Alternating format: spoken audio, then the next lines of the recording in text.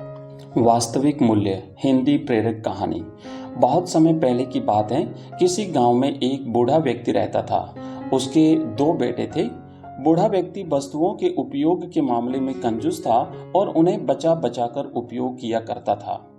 उसके पास एक पुराना चांदी का पात्र था। वह उसकी सबसे मूल्यवान वस्तु थी। उसने उसे संभाल कर संदूक में बंद कर रखा था। उसने सोच रखा था कि सही अवसर आने पर ही उसका उपयोग करेगा। एक दिन उसके यहाँ एक संत आए। जब उन्हें भोजन परोसा जाने लगा तो एक क्षण को बूढ़े व्यक्ति के मन में विचार आया कि क्यों न संत को उस चांदी के पात्र में भोजन परोसूं। किंतु अगले ही क्षण उसने सोचा कि मेरा चांदी का पात्र बहुत कीमती है। गांव-गांव भटकने वाले इस संत के लिए उसे क्या निकालना। जब कोई राजसी व्यक्ति मेरे घर पधारेगा तब यह पात्र निकालूंगा। यह सोचकर उसने पात्र नहीं निकाला। कुछ दिनों बाद उसके घर राजा का मंत्री भोजन करने आया। उस समय भी बूढ़े व्यक्ति ने सोचा कि चांदी का पात्र निकाल लूं, किंतु फिर उसे लगा कि ये तो राजा का मंत्री है। जब राजा स्वयं मेरे घर भोजन करने पधारेंगे तब अपना कीमती पात्र निकालूंगा। कुछ दिनों के बाद स्वयं राजा उसके घर भोजन के लिए पधारे। राजा उसी समय पड़ोसी राज्य से युद्ध में हार गए थे और उनके राज्य के कुछ हिस्से पर पड़ोसी राजा ने कब्जा कर लिया था।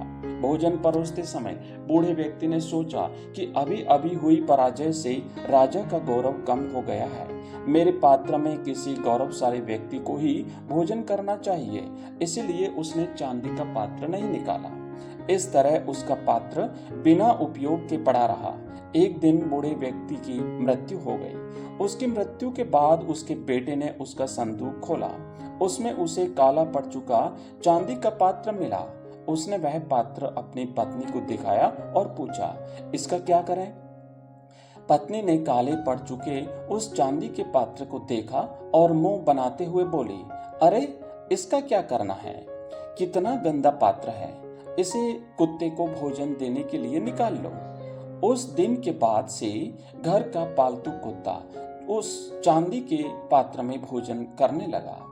जिस पात्र को बूढ़े व्यक्ति ने जीवन भर किसी विशेष व्यक्ति के लिए संभाल कर रखा था, अंततः उसकी ये गत हुई। तो मित्रों, इसीलिए इस कहानी की ये शिक्षा मिलती है कि किसी वस्तु का मूल्य तभी है जब वह उपयोग में लाई जा सके। बिना उपयोग की बेकार पड़ी कीमती वस्तुओं का कोई भी मूल्य नहीं है।